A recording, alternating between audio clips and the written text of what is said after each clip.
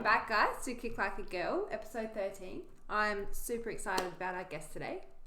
A-League veteran and one of my oldest friends, Emma Checker. Welcome. Thanks, Tilly. Thanks for coming on. I know you're a busy gal. Long weekend at the moment. Got much planned? No, it's the first time I feel like I don't have to have plans, Amazing. which is nice. That is so nice. Seeing you is my main plan and the highlight of my weekend. Oh, stop. Alright, so obviously you are a footballer. You've been playing for over 10 years. But first, let's chat a little bit about, your childhood, your upbringing. So born and raised in Adelaide. Sport-orientated family. Your mum Sharon, your dad Tony. And I've got little brother Jordan here, but Not so little not brother. little. Yeah. He's gym junkie. Loves it. Yeah, he's running his own PT business now. That's and he's doing awesome. really well, which is Yeah. great. Love yeah. that. Tell us about your childhood and I guess the advantages of growing up in such a fitness sort of sporty family.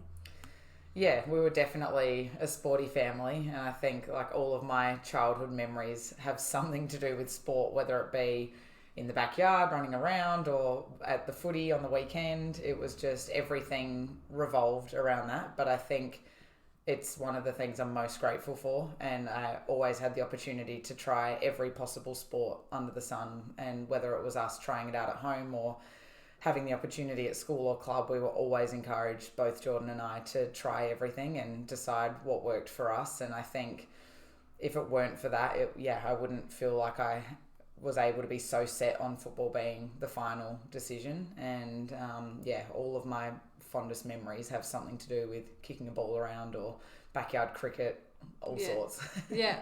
Can confirm I was there for some of the kicking the balls around the everything. videos we used to make. The best ones were, I'll never forget the one at your house when you slipped down the hill. You have to find that. It's on Facebook. It was in the school holidays. I was staying at your house because it was the best. Like in school holidays, I used to come up, stay with you. Yeah. And we had so much space to muck around. Fun. And you just went flying. Actual. But then we started deliberately just because we thought it was good content. Oh my God. It was terrible.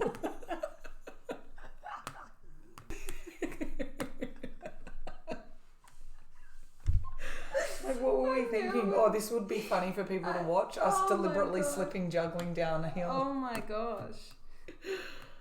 Oh, I knew it wouldn't take long to crack up laughing. I remember coming to your house. Number one, there was never junk food. Such a clean eating family. And I think your dad being strength and conditioning. Yeah. And I remember thinking How grim. Well, that was probably one of your first thoughts, wasn't it? Yeah. No, it was definitely, we didn't have, at the time sugar. as a kid. It's just no sugar. Right, real. Yeah. Limited sugar. Yeah, definitely. But as a kid at the time, and especially at school, you're like, why can't I have chips and Oreos and everything in my lunchbox? Yeah. It seemed and felt really regimented, but to be honest, it's funny because once I moved out initially, it's you want to feel like you've had the opportunity to make your own choices and do all those things. But the funniest thing is now I've completely spun back to my kitchen and pantry probably looks exactly the same as when I was in that house. So it's as a kid, it's you feel like you're missing out, but it's now they're all the same decisions I would have made anyway. Yeah. And I remember going to your house once and you had an appointment at Next Gen. Do you remember? And you had to go and swim laps. I'm trying to think.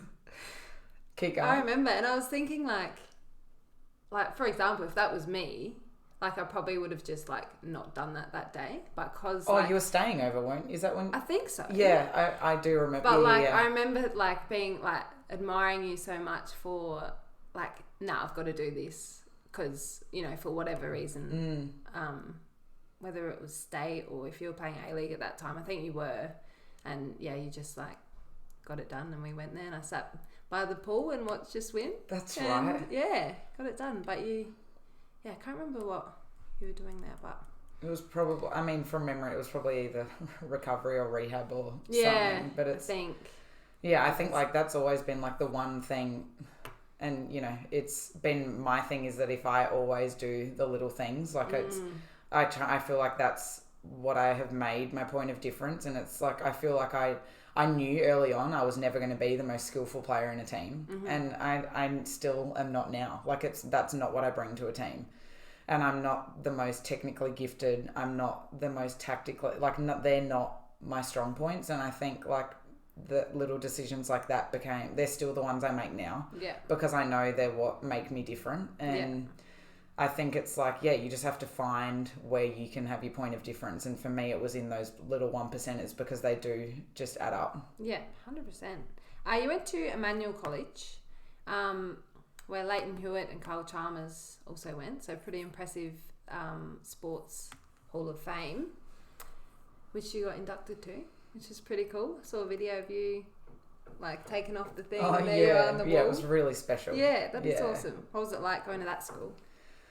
Oh, it was like we were just gifted with so many opportunities. And I think it's another thing I'm really grateful for. It was a hard move initially. I moved to Emmanuel halfway through year 4, and it was, you know, it sounds weird, but like moving halfway through a school year is a big change for a young person. I'd already changed schools once, and I think initially I felt like I wanted to just stay where I was, but then once I moved into the senior parts of school, I was like, wow, like this school just has so many opportunities. And I think that also helped me fall into football being like a career path because I was supported in that way, and I missed like so much school, but it was never seen as a problem. And obviously this is what, over 10 years ago, like it's before COVID and things were online, like that wasn't a thing, but so much of my year 12 time was spent remote and they just made it work. So it was, it's I'm not surprised that so many athletes come through and do well in that school because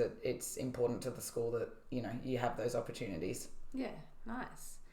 Studying at Deakin Uni, are you still studying? Finished? Yeah. When did you finish? Bachelor of Business? Yeah, I finished in February. Oh, this year? Yeah. Oh, I didn't know that. Congrats. Thanks. So what are you looking to achieve with that degree, or where do you sort of see your work life going? Well, at the moment I work full-time for the PFA in events, and I think, you know, if I backpedal, I didn't see myself going into events initially, but I did my internship with the PFA and I loved my time there. I've obviously worked a lot with the staff of the PFA, given that they're our players' union, and so as a player I had that relationship, and now being on the flip side, it's the best thing is I feel like I get to give back to people that have done so much for me. And so it's like a really different hat to wear in the same sport, obviously.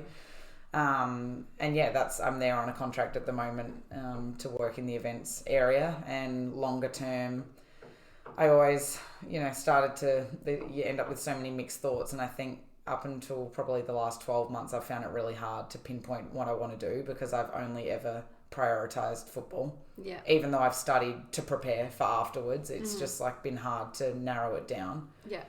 But I think things like project management interest me because I feel like it's like you're working towards a game. Essentially, it's like the same. It's like everything is preparing for an outcome.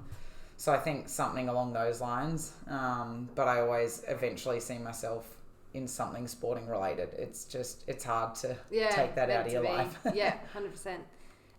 Living with fiance Mandy, who is lovely, may I add. I met her at the Oz Open. She's got 2 boys. So what's that like, I guess, joining like a new family, having that support with everything? Oh, it's been huge for me. Yeah. I think, I've been in Melbourne off and on for part of it, but for 10 years now. And meeting Mandy and having the boys and just like feeling like I have my own family here now has actually changed my life. Mm-hmm. It was a rocky, I haven't had, you know, obviously I'm grateful for so many opportunities I've had since I left, but it's not as easy as everyone thinks. Like I left when I was 17, and you're at an age where you're finding yourself and, you know, you're making mistakes along the way, you're testing boundaries and trying to find your feet. And for the first few years I found it really up and down. Mm-hmm. And even though I stabilised through all of the change, it wasn't until I met Mandy and had that like part of my life change that everything started to come together. And she's been my biggest support network and stable force through 3 moves overseas. She's supported me with like for the first 3 years of our relationship, I was away for 50% of the time. And not once did she make it about her. It was always like, you know, if that's what your career and your ambitions are, then we'll make it work.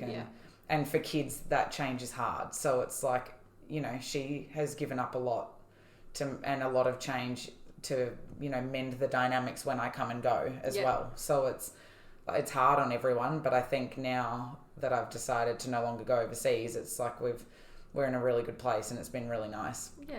Oh, I love that. Let's wind back the clock a bit, because you've had over 100 A-League appearances for 4 different clubs. All began at Cumberland Juniors. Yeah. Same as Charlie Grant, who I just had that chat in episode 12. How old were you? Were you like... At Cumbie? Yeah. Well, when you first sort of played for a club. Cumbie was my first club that I ever played for, and it was right after we did Sapsaza, so I was 11. Yeah, I was 11 when I played, because we didn't play club until... After the first round. Yeah. 11. Because 07 and 08 we had the state trips, which is where we first met. We were awful. I said this in my episode too, like... I don't even know how we got picked in that first year. We'd never played. We hadn't played and we were club. the only two, I honestly think, out of the whole group of trials, we were the only ones that had never played club. People were like, what are you doing here? Yeah. Who like are everyone's you? in their kit, like their Adelaide City kits and everything. Wear? Probably just casual clothes. Probably Nike tee. You know, probably honestly. Sneakers. Do we have boots? Yeah, because we played school soccer. We just school soccer. But it was so my first club team was the under 15s at Cumbie after that. After that, right. So 07, 08 state trips. Went to Brisbane first. Yeah, and then Melbourne. Was it? Yeah. And then Coffs Harbour, we had the NTC challenges. Yeah, which was so much fun. Oh my goodness. I think of the times in there, I'm like, we were crazy. Oh my God, it's just the funniest thought. And I start picturing all the photos and videos of everything.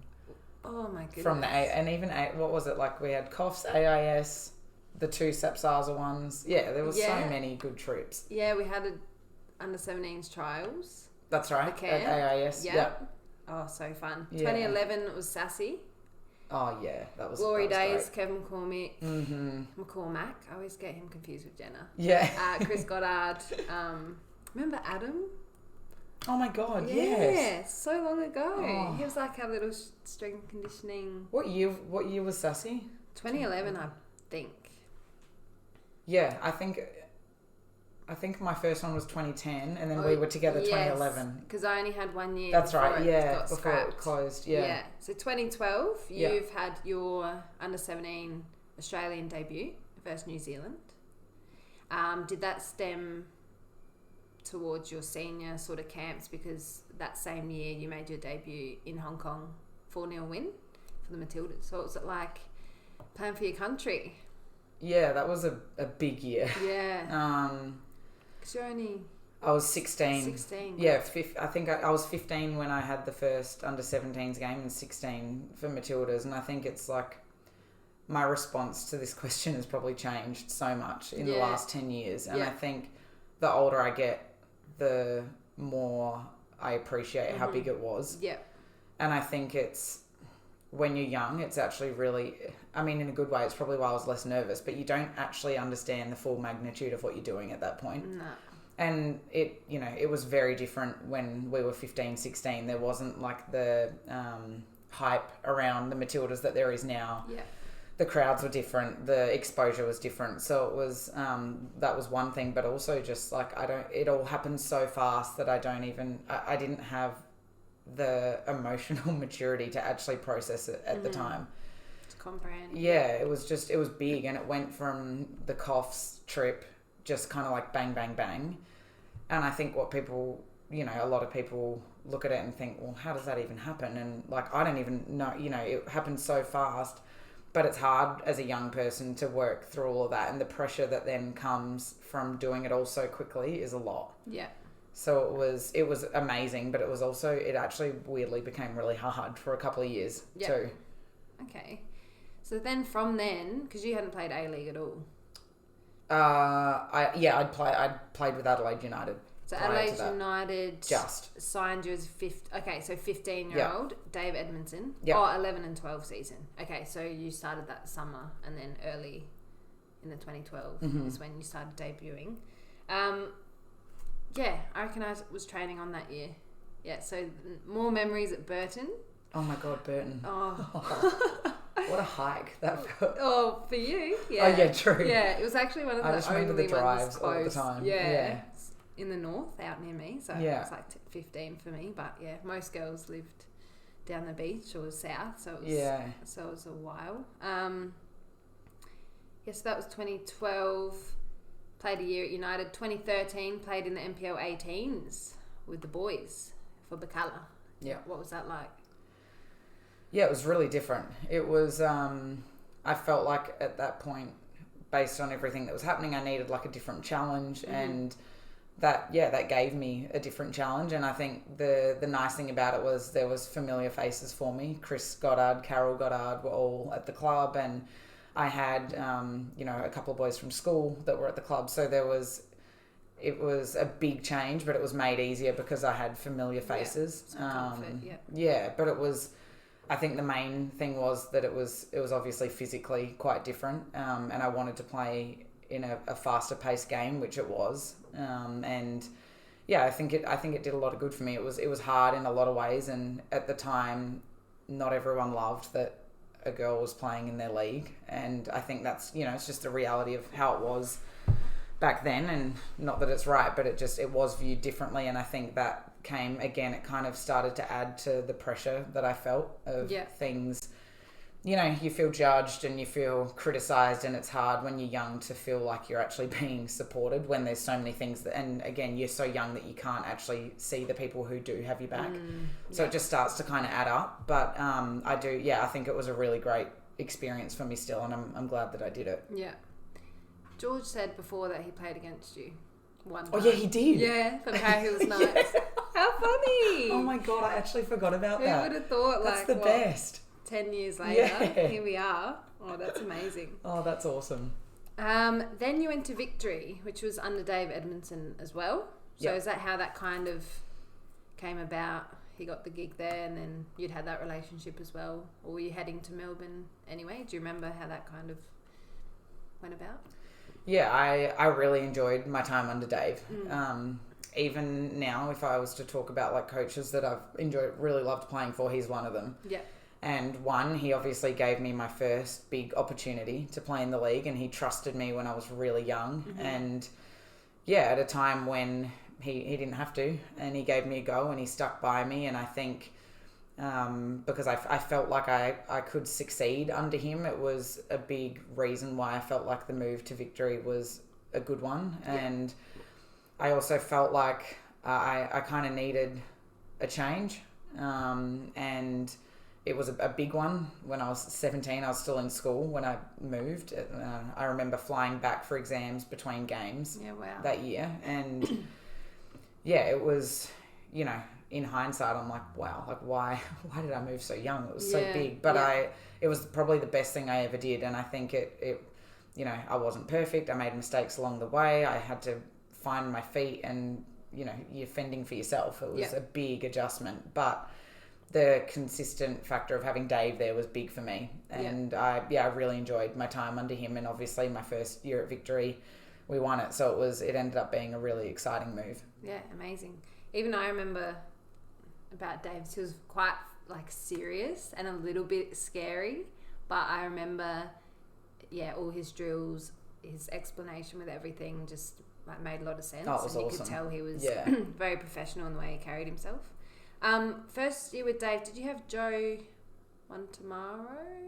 Am I saying that right? Yeah, Montemuro. For the second season. Second season at Victory. Right. Yeah. Okay, so you won the first year, then you had the second with Joe. How was that? Yeah, they were very different. So I think it was it's like any coaching change. Like there's always an adjustment. But Joe is, he's an unbelievable coach, and he showed that in every single club he's been at. Yeah. And his knowledge for the game was honestly sometimes pretty mind-blowing. Like he's, very different approach in the way that he manages players, communicates. And so I found that change hard because I'd become so used to Dave. But I think, Joe was still good for the group, and we still had a really good year under him. And then he obviously went on to be really successful in the A-League, and now overseas he's still doing a great job. So I was really fortunate to have two good coaches there. Nice. 2015 and 16 season moved to Canberra under Ray Dower. Yep. Did you ACL that year? Yeah. What is that still? Because I know obviously ACL, big sort of deal, is becoming more and more popular, it seems. Was that like still to this day one of the hardest things you've had to go through? Yeah, definitely. And I think, not to say it's harder back then than now, it's not about that, but the support networks in place are really different. So it's like, and when you do it in another state and then you're off contract in between, it's really hard to rehab elsewhere. So it's like, you get through to the end of the season, you have your surgery, you're supported by a club, you're around your teammates, and then you're back in reality. And I was back in Melbourne, and it's like, okay, now what? Yeah. And at this point, it's like, I'd done fairly well in school, so that was done, but I hadn't really studied since because everything was football. It was, for me, it was always, what can I do to go to a World Cup, the Olympics? Like, that was it. There was no real other thought in my mind. And I think when I tore my ACL, it was the first moment where I realised that it can all just change in a moment. And so that triggered me into, I did my certificate 3 and 4 in fitness while I was rehabbing, because it helped me feel like I had something else to focus on, but it also kept me motivated in my rehab. And I was really lucky that Canberra re-signed me the following year, because I wasn't available for the first part of the season. But Ray is a really special person to me, and the support she showed me through that time was unlike anything else. Like she was coming over and seeing me where I was staying after surgery, just like literally sitting with me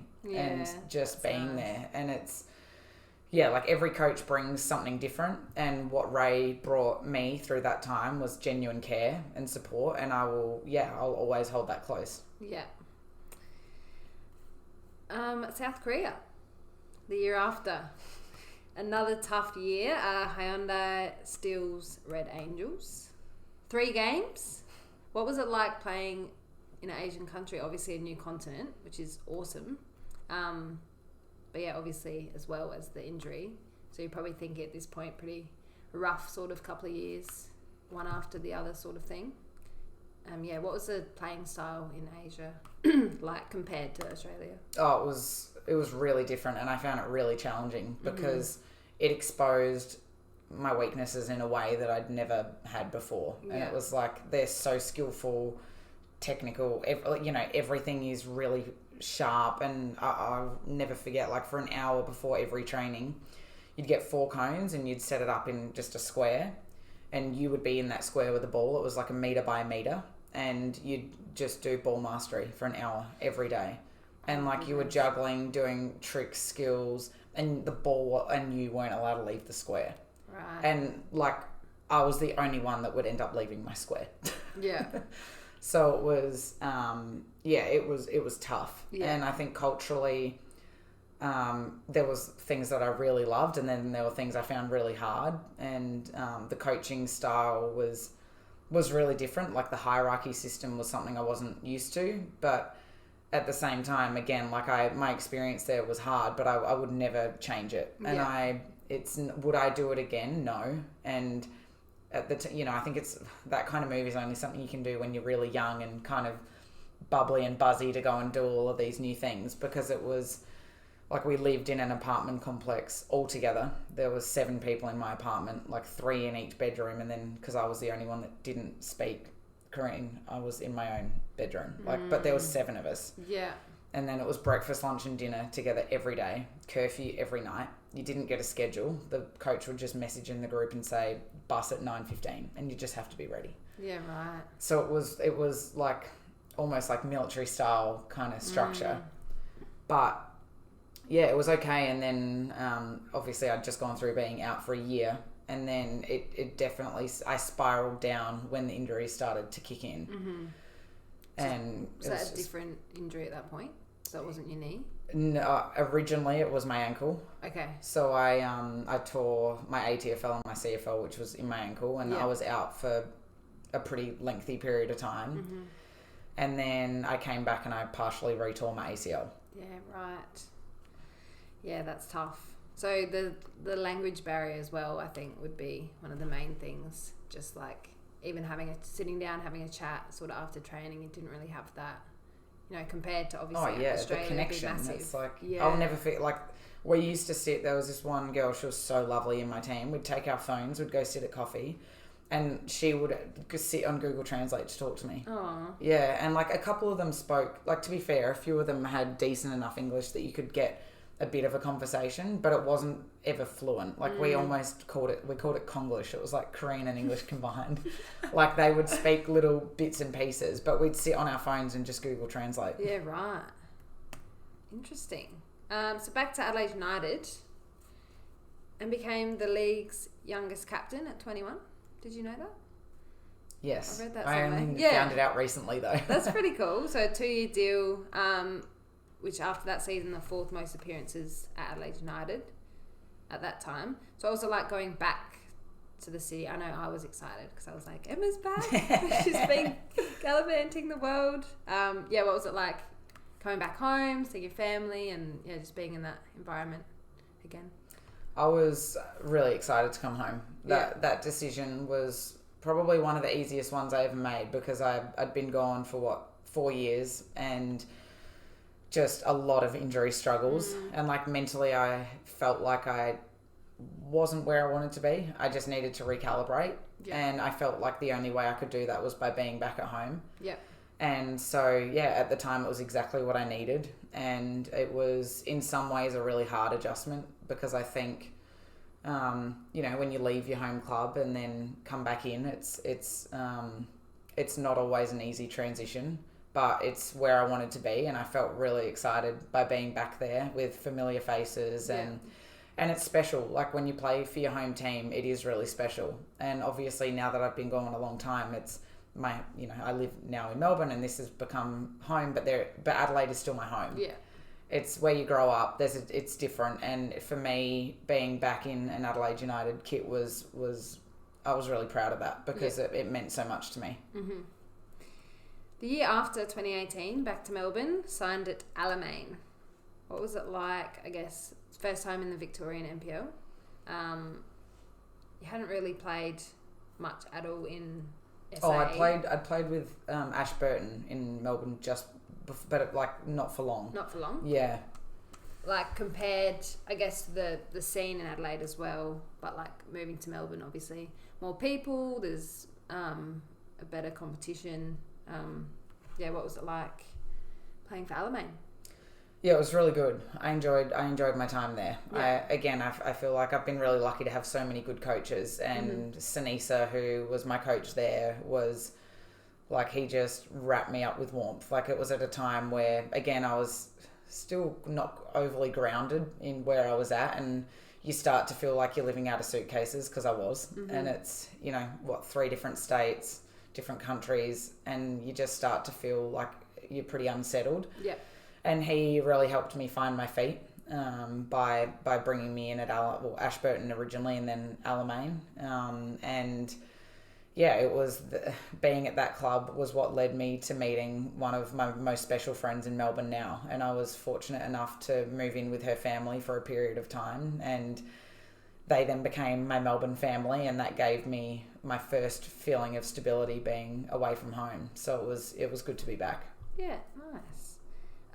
Melbourne City. So obviously a big part of your career where you are still now. 2019 and 20 season you signed there. Under Vidosic, Rado. Yeah. All these names, I'm like, I Yeah, don't they're know who hard they ones. are. Yeah. So I'm like, you won that first year against Sydney 1-0. You only conceded 5 goals all year, which is super impressive, especially in that league. What was that like? I guess the facilities, obviously, that connection with Man City. It's just like a massive sort of club in this country. What was it like going there and, being welcomed in?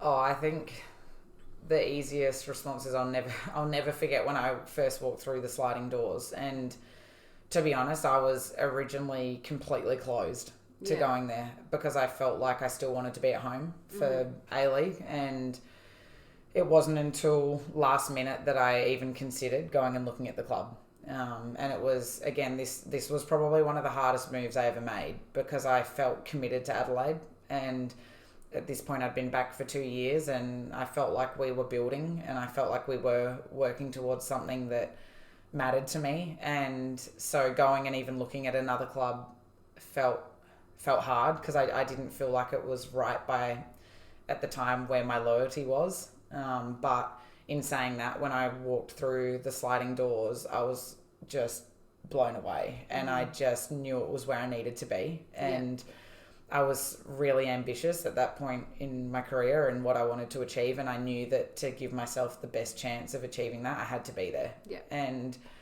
from the moment I walked through the doors, I knew. And the first season, we had an incredible team.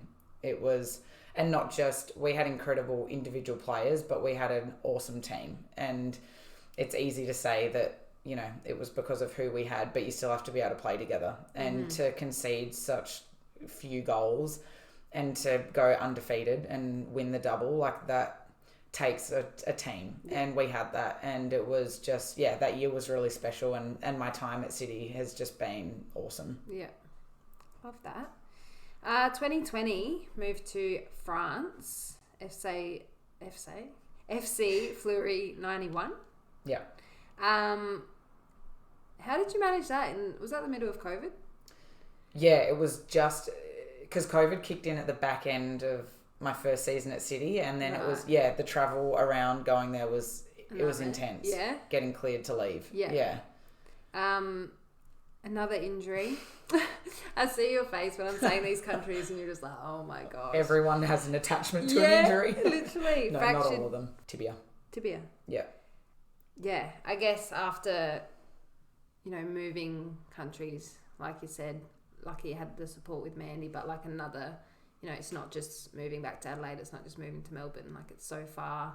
Different continent again, like you're in Europe. How was that? 2020 moved to France, FC Fleury 91. Yeah. How did you manage that? And was that the middle of COVID? Yeah, it was just because COVID kicked in at the back end of my first season at City, and then it was the travel around going there was intense. Yeah. Getting cleared to leave. Yeah. Another injury. I see your face when I'm saying these countries and you're just like, oh my gosh. Everyone has an attachment to an injury. Literally. No, not all of them. Fractured tibia. Is that right? Tibia. Yeah. I guess after, moving countries, like you said, lucky you had the support with Mandy, but like another, it's not just moving back to Adelaide, it's not just moving to Melbourne, like it's so far. Different continent again, like you're in Europe. How was that, I guess, training and playing with, different sort of players? Did they speak much English over there? Very few. Yeah. Yeah, I had a really good group of internationals in my team at that club though, which was awesome. Nice. So we had a Swedish player and a couple of other Scandinavian players and Americans, and so it was, in terms of at least having a group of us that could hang out and communicate, that was fine. Yeah. But France was one of the most challenging experiences of my whole life, to be honest. Yeah. It was, and for so many reasons, like the injury obviously was hard, but my life there was probably the lowest point I've ever been. Yeah. And it was, I was pretty depressed, to be honest, by the end of it. It was, my mental state was not good, and it was not at a time, it was peak COVID. I couldn't just travel back. It was, 2-week quarantine. There was no flights. You just couldn't. It wasn't even an option. And like one day I was just out walking to go to the supermarket, and there was like a shooting and a gang like situation like right in front of me, like bashing through car doors with baseball bats, everything. And it sounds like, it's until you're in something like that, you don't really realize like how scary it actually is. It's like people running around everywhere, grabbing their kids, running inside on balconies. And I think so then it was like, not only was I struggling, but I was like living in fear. And I lived on my own, like in a small apartment. And it's like you go from like struggling to then not feeling safe, and then I was injured, and I was completely like immobile. I couldn't drive. I couldn't really do a lot. And so it just was like this whole domino effect.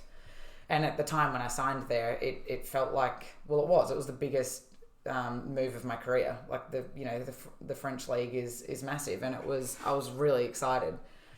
And again, do I regret going? No, because it's all part of it. But I think there was a reality to that was incredibly hard. And then when I broke my leg, it was just kept going down. And when then coming back was really hard. I could not get a flight out. I was monitoring flights almost 24 hours a day just to try and get home. I just needed to leave. And then you get home and you're in a hotel room for 2 weeks, and I have a broken leg and I can't see, it's just, and I know that there was a reality of COVID for everyone. It's not a boohoo, pity me. It's not about that, because everyone had their struggles through that, but it's just the reality. It was one of the hardest years of my life going through all of that. Yeah, right. When you did eventually get home back to Melbourne, signed with City for 2 more years as captain. 2021, Iceland. So you thought, I'm just going to give another country a go. Selfoss? Yeah. Selfoss, 18 appearances. Again, what was the difference? Playing styles, obviously, different part of the world. Well, how far from France? I don't know how far it would have been, but not too far, but it's still, different league. I mean, relative to how far Australia is to them. True. Yeah. True. Yeah. How was Iceland? Obviously, beautiful part of the world. I really enjoyed Iceland. Yeah. It was, when I came back from France, I basically said I'm never going overseas again. Yeah. Like it broke me in a way that I didn't think I could ever do it. And it wasn't until this was obviously still in COVID, and the national teams basically put out this thing saying that unless you're overseas for a certain period of time, that you couldn't be selected because of travel. Like, it was too hard to keep pulling players in and out with all of the restrictions. Right. And I had 48 hours to find a contract overseas because the transfer window was closing, and the national team had put a cut-off on that. And at this point, I had done nothing to try and get a club overseas because I was not interested. Yeah. And then, it just hit me that I was like, no, like, this is what I've been working towards my whole career. Like, why would I shy away from it? Like, and so for me, it was about where can I be, even if the quality of the league is less. Like, my mental health was more important. Yep. I needed to be somewhere with good people, where I would get game time, and honestly just where I could be happy. And it gave me all of that. Like, I really enjoyed my time in Iceland. It was what I needed. Yeah, that's good. Nice to hear. And it's an unreal country. Yeah. If anyone needs a holiday destination. Yeah, I did see your Insta that year, and I was like, man, that looks unbelievable. Yeah, it was cool. Came back another year at City. So in between City was your kind of constant overseas stints. Yeah, coming back. Sweden last year. Another one to tick off the list. Umeå. Close. Damn. I know, it's so we hard. just said this before. Umeå. So that was, at this point, there was other sort of Matildas playing in that league. Yeah, there was a few in over there. similar areas, or Yeah, like my team was a little bit more north, but like Cara, Courtney Nevin, Tegan, Charlie, Minnie, like there was a bunch of them, and it's like even though we weren't close, there's a level of comfort in knowing there's other Aussies around. Yeah. Nice. And your latest venture Preston, Heidelberg's rivals. Are they actually right? Oh, because it's so close together. Yeah. Okay. Well, it's like south and then there's Preston True. as well. Which That's I didn't funny. know till I got here, to be fair. I thought it was just like a south. Oh, I didn't know that. But yeah, there is right. a bit of a, Okay. so now you know. Now I know. Yeah, how did that come about? Obviously, you've had a relationship with Daniel Foden. Yep. Nailed it. Got that one right. You did well. Phil Foden, probably. Yeah, how did that come about? Kind of just came out of nowhere sort of thing? Yeah, well, I think like following my time in Sweden, I just for so many reasons, I decided that was my last stint overseas. Mm-hmm. And I had always wanted to play in Sweden. Like when I was a younger player, that was before like the English league became big and America kind of became big. The Swedish league was a big league and I really wanted to play there. And so for me, I could come back from that feeling like I'd ticked something off that I really wanted to do. Mm-hmm. And for a number of reasons. One, I was done moving around. Yeah. I needed stability. Two, I felt like in my relationship and for Mandy, I didn't want to keep doing it. Yeah. And you make priorities and choices. And for me, I'd prioritized football basically over everything for over 10 years. And I felt like I was at a point where I had to make other things a priority and I wanted her to be one of them. Mm-hmm. And so, and it was, it wasn't one thing, it was a lot of things together. Yeah. And so I'd always made the decision that I would stay. I didn't know if I would play NPL because physically, I didn't know where I'd be at. I got told in Sweden, basically, I should never play again because of how bad my knee is. And even in the season just gone, I was training one day on, one day off because I couldn't back it up 2 days in a row. And so I didn't actually know if I was going to be capable of playing beyond the season just gone. Yeah. And then thankfully I worked really hard in the season just gone because I wasn't ready to be done. And then I got myself to a point where I felt like I could keep playing. And so NPL was a good way for me to keep that up. And obviously the off season for the A-League is still big enough that it's, you need something in between. And I also felt like the change in, commitment and just like for me, it's obviously a pullback in one sense was important. Mm-hmm. I wanted to enjoy playing, a little bit more fun, but also, that's not to undermine the league because it's still really strong and it's competitive. Yeah. And then in terms of going to Preston, I've known Dan a long time. He was my assistant coach at Alamein and I always had a really good relationship with him. And initially it wasn't my preference initially, but the more I heard about the club and what he was doing and the girls, the more I grew an appeal to playing there. And it's been a really great decision. I love the group. It's a different environment to what I'm used to. It's fun. Like the balance between having a laugh and then switching on game day is just a really nice change. And Daniel is, it's nice playing under someone who I've, had a lot of respect for so long. And I think it's a special group. They're new into the league. For me, it also felt nice to be part of something that was building. Yeah. It's their first season in NPL and they don't need me to help them. It's not about that, but I feel like I can bring something and I want to be part of what they're building. So it's been a good change. Yeah. Nice. Well, I'll see you out on the pitch soon. See you there. Can't wait. So excited. All right. Awesome. We're going to move on to some questions from the listeners. So Alishka asks a couple of things. Any advice for someone who is losing love for the game? Yeah, I think it's my immediate response to that is I think we all go through phases where that feeling comes about, and I've been through plenty of times where I feel like I've lost love for it, and I think there's a really fine line between like pushing yourself to forcefully love something, but also committing in knowing that that feeling can pass. Yeah. For me, I always had a deep knowing it would pass. Mm-hmm. So I think from my experience, it was always trusting my gut feeling that I would get through it because I did time again. So I think if you have that knowing, then, you just trust in the process and that it's okay that you fluctuate in and out of how you feel towards the game. Yeah. But I think the other thing is if you're feeling that way, you have to make decisions within playing that make you happy. And whether that be where you're playing or how much commitment you put into playing, you know, all these little, sometimes you might need to pull back a little bit before you then go in heavy again. Mm-hmm. But I think it's just, you know, letting yourself feel like it's okay to have those moments. Yeah, nice.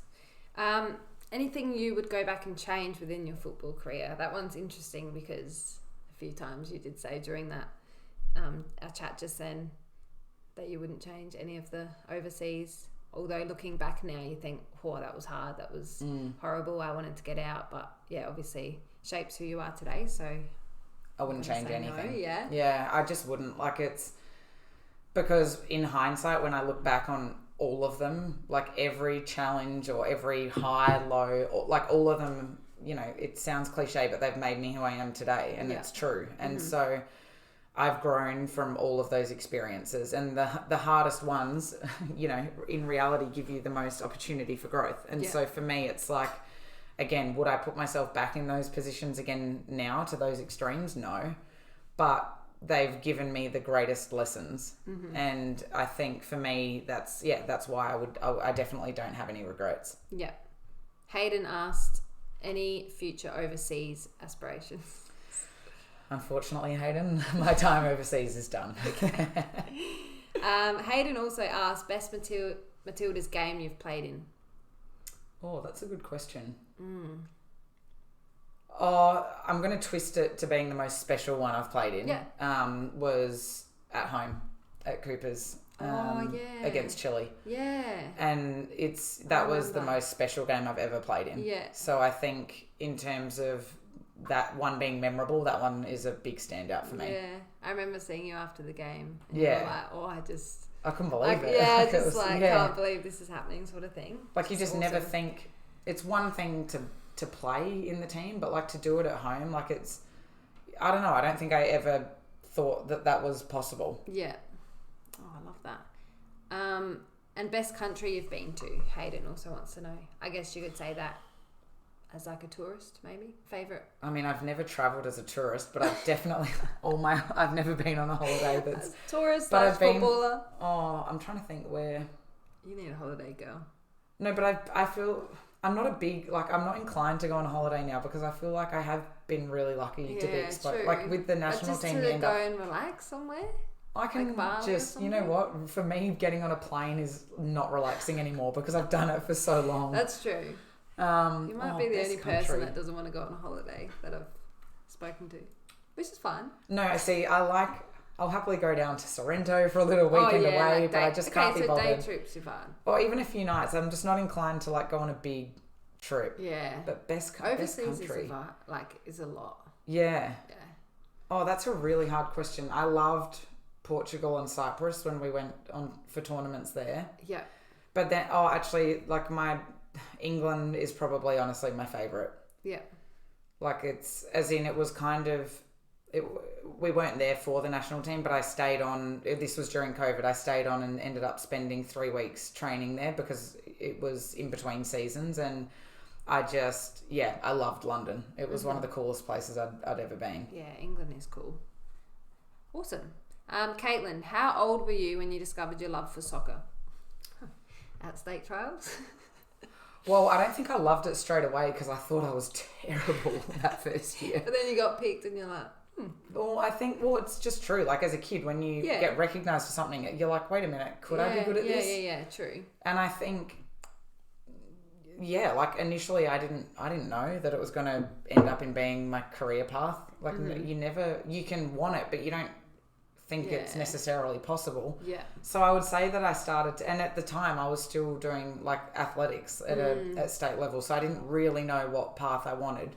But I would say 14, when I was 14, I realised that I really loved it because I knew that was because I chose it over athletics. Right.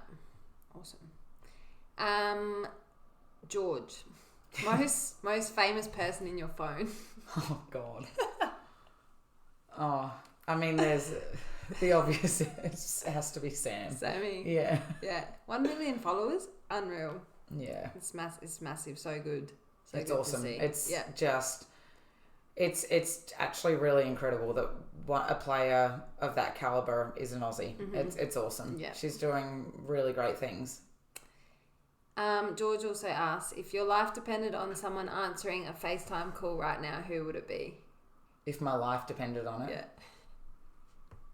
Well, I would hope Mandy, but... Do you want to try? No, I'm too scared because I know she's out driving with the boys.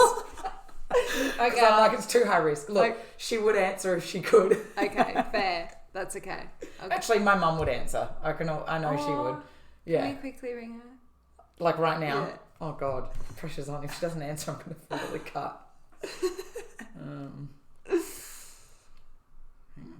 Doesn't. Sharon. I don't even know if she's got an iPhone at the moment, so we'll have to do audio. Okay. God. You can just say, hey, I'm on Tilly's podcast. Bye. Okay. Cut this if she doesn't answer. Come on, Shaz. Hello? Oh, hey, you passed the test. I'm doing a podcast with Tilly and I had to, like, if my life depended on it, would someone answer? And so thank God you did. Hi, Sharon. Hello. Hang on, I'm in Coles. Let me get out of here. No, it's not. Politely, we don't have a lot of time.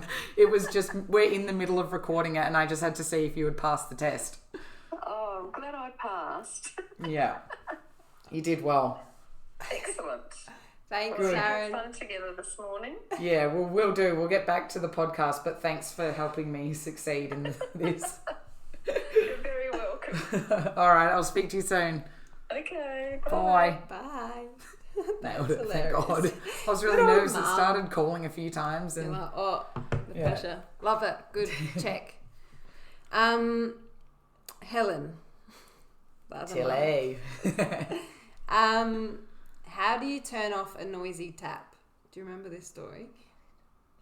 I'll tell the story. Is this embarrassing?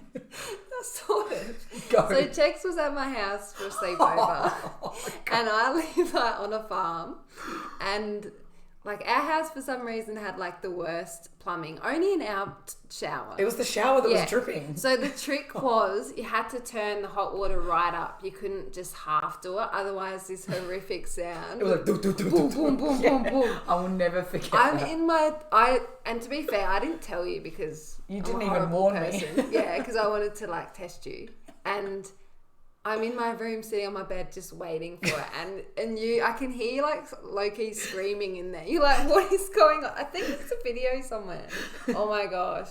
But no, Mum thought that'd be funny because she remembers that as well. Oh my God. I was so scared because it, like, out of nowhere, I was like, are the walls going to cave in? Like, is the water system going to blow up? And then all I could hear is you cracking up laughing. And then, yeah, because you were outside literally laughing at me. I was like, oh gosh. Oh my God. Do you know what? One thing about it. What about when you got locked in the bathroom? Oh, no. Yeah. The coughs.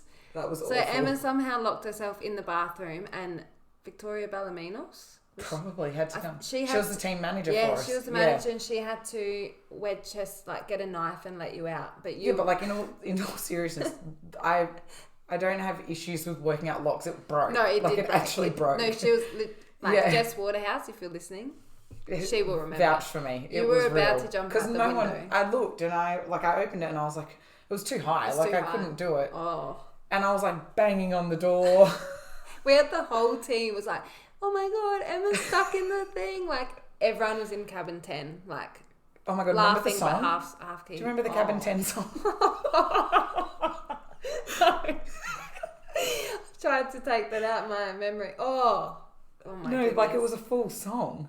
Do you remember? I remember the Cabin 10 is the place to be line. With Checker, Tilly, Jess and... Checker, Jess, Izzy, Tilly. Checker, Izzy, Jess and Tilly. Yeah. Oh my God. Oh, we were so lame. Someone send help. Seriously. Mum also wants to know which footballer, one male and one female, do you admire the most for that pure talent? Oh, well, as a kid, I absolutely loved Thierry Henry. Yeah. Oh, Like I good can't answer. now. I Yes. still can't move past him. I love like him. I remember, like growing up, we had Mum and Dad bought me like I had the DVD of every goal he'd ever scored, Oh, that's and I amazing. honestly would just sit and watch all of them. Yes. Oh, incredible player. Like I love him. Yeah. And then female. Well, I guess like it's easier to think like when you're younger, you're more aware of like watching, and like it was just Marta. Yeah. and I feel like she kind of changed the landscape for women's football. Like, Yeah. she was probably the first, you know, and I know there were others, but she was the first one that, like, globally was recognised and known. 100%. And so I think, yeah, definitely those two. Yeah. Awesome. I have a couple for you.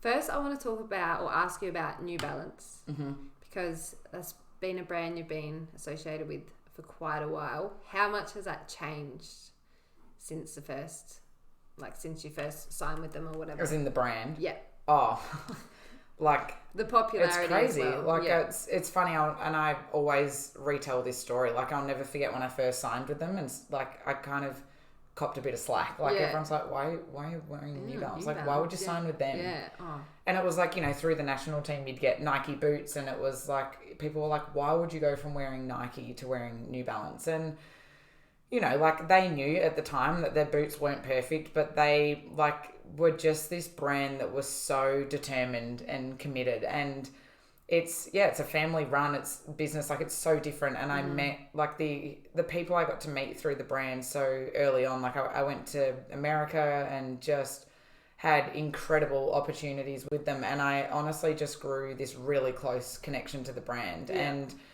I don't even really, like, see it as a brand anymore. Like, it's like another family to me. Like, I've been with them for, I've worn their boots since my second year at Canberra, so I don't even know how many years ago that is now. Probably. Like, a long time. Like, I think it's 6 to 8 years. Right. And a lot of the people are the same. So, like, I've known these people for a really long time, and we always laugh about how, like, I used to cop so much slack, and now people are like, do you have a code? Like, like, everyone, can you get me 550s? Oh, you're like, well. But I'm like, oh, are you the same person that hung shit on me for wearing New Balance? That's amazing. But it's like, you know, like, it's honestly, like I said, they're like another family to me now.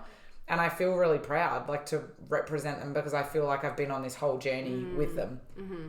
And it's cool. Like, I love it now. You walk down the street and everyone's wearing them. Yeah, 100%. And, like, they've just nailed it. Yeah. And I just think it's like, you know, it's a big journey and something for the brand to look back on and be like, wow, like, we've come so far. Yeah. And they've also been a big support network for me in my career. So I'm incredibly grateful for all of them. Yeah. Oh, that's awesome. One more question. Do you have your belly button pierced, and can you tell us about that day? I don't still have it in. Oh, no. Because one reason... No, it started to, like, pull through. I couldn't... Go out. Yeah, and it didn't, just so people know, it didn't pull out. But it was, like, it just, needed to go. Oh. But what a day. Tell them. There may have been... So, I got the tick of approval from... Well, Dad didn't know for a good 3 years. Wait, my mum took us, didn't she? Or yeah. But I had the tick of approval. Yeah, but he never knew. Dad didn't know. But then when I was at your house, I think you wanted to get it done as well, but I don't think your parents were on board. No, I don't even know how we got my mum on board. I remember having a full, like...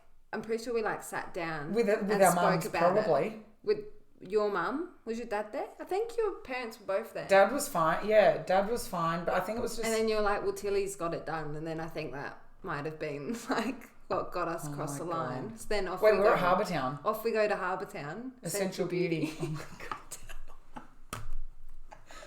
Oh, my God. Have we still got the photo of you? I think with the cold towel across your head. It. If you're watching on YouTube, if you're watching, you will see this. Watch it. There were some lightheaded moments in that room. Like, you can give come on, you got to give the details. 100%. So we walked in and we're like, okay, who's going to go first? Yeah. And I was like, I'm going to go first because I need it done. I'm petrified of needles. FYI. Same. Petrified. Good friend, let you know. Okay, you can go first. So in I go. Yeah, it hurt, but it wasn't like... It wasn't the pain. It was like the sensation. It was after. So, like, sat down, got it pierced, and I remember jumping up because I was so excited. Neck minute. Poof. I'm like, I need to sit down. I'm a bit lightheaded. And then your face just went, whoo. It was like a Oh, you just went white as a ghost. A white ghost. And then poor Chex is like Had in to the go room. after. Yeah. And then they like ushered me into this other room. So you could lay down. So I had to lay down because I like passed out on the bed. So then I went and laid down in another room, and I remember Chex coming in and checking on me. She's like, "You're good." Like, are you okay? And that's when she took this picture. I'm gonna attach it. I have to find It's it. like this, and the cold towels across your head. I've got a cold towel on my head, laying down with my Thumbs up. Oh my So then God. you went in and you were fine. But then where did we go straight after? Do you remember? At Harbour Town? Did we get sushi? No, we went to Woolies. Oh, to get lollies and Powerade. That's right. I was like, oh my God. I remember they had them on the end of the aisle and we were like, sugar.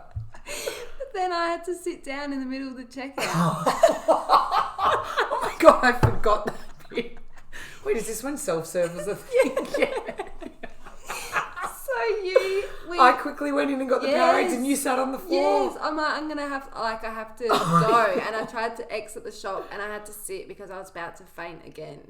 Wait, and was Mum back with us at this point? I think Mum, I don't think my she mum was there. like, no, because I called her and told her, can you come help and then me? she came or and got something. us. Yeah.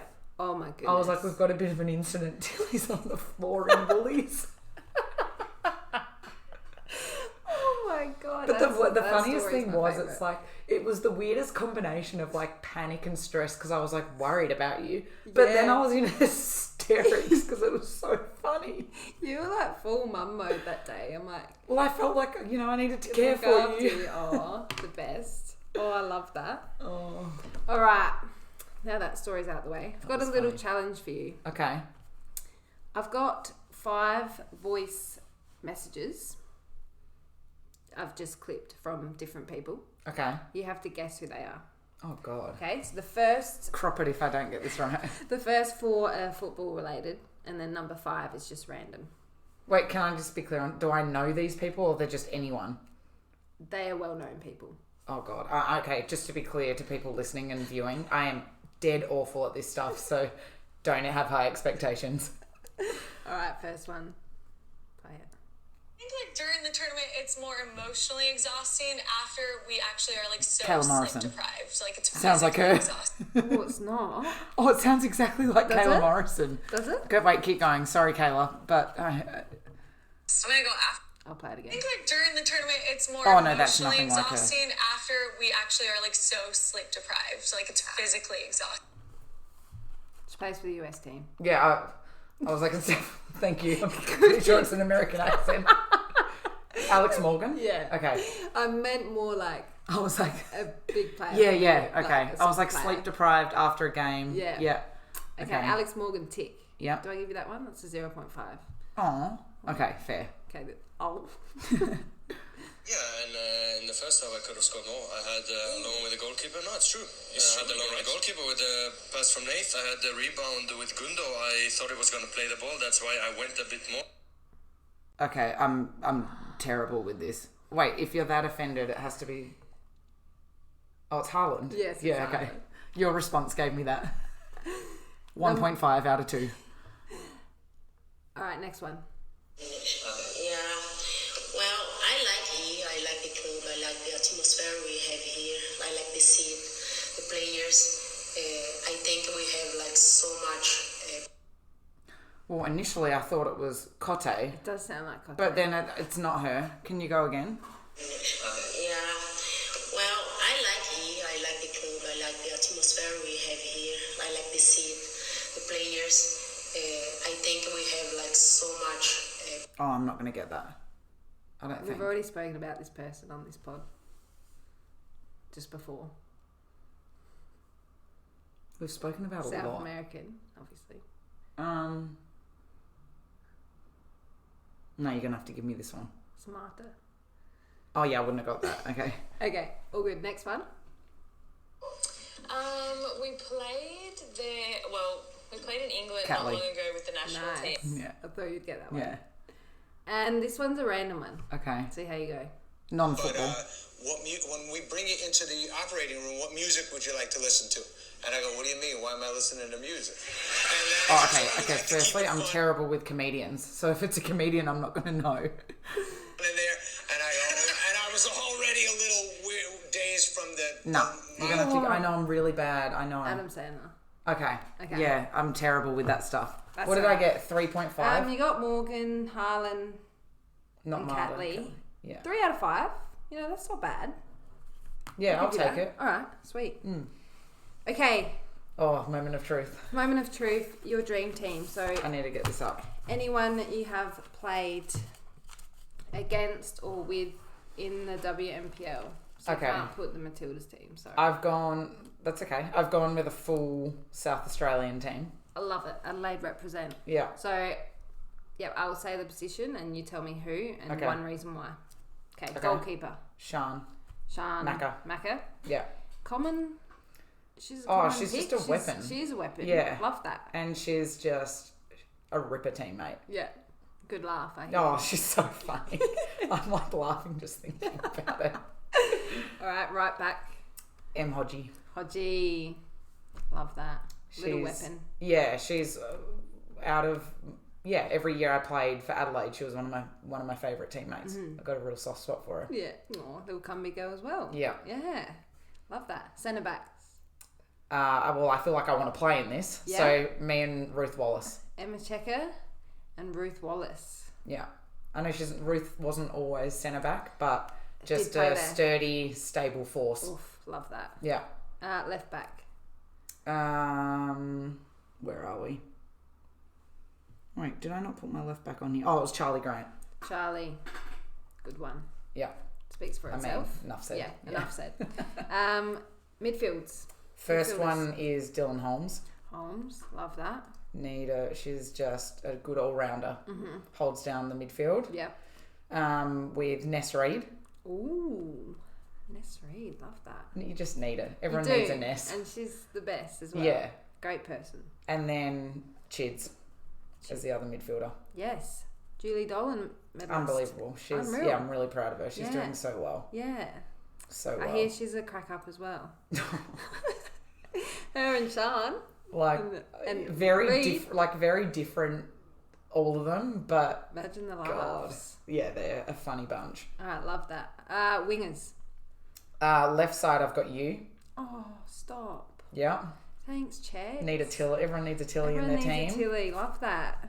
Right wing. Right wing. Donna Cocaine. Oh, yeah. Good. Yeah. She's a bit of a veteran. Yeah, she was like, I just remember when I first came through like Sassy and United, I just always thought that she was a gun. Number 9. Quigs. Quicks. What a team. Yeah. This might be the best team I've seen. It's a decent lineup. Well done. I would enjoy playing in that Can team. we set this up? Yeah. Let's do it. Yeah. Okay, who's the gaffer? Kev and Chris. You're pulling at my heartstrings. Yeah, Kev, you have to have both. Kev and Chris. Yeah. Oh, I love that. So that's my SA team. What a team. Yeah. I'm buzzing. Yeah. Well, that brings us to the It's end. a good note to finish on. It is a great note to finish on. I'm going to make some phone calls and Get the team sorted. yeah, get it sorted. All right. Thanks for joining us. It's been Thanks for having such a me. laugh. Yeah. Oh, could It was talk always forever. going to be. I could talk for hours.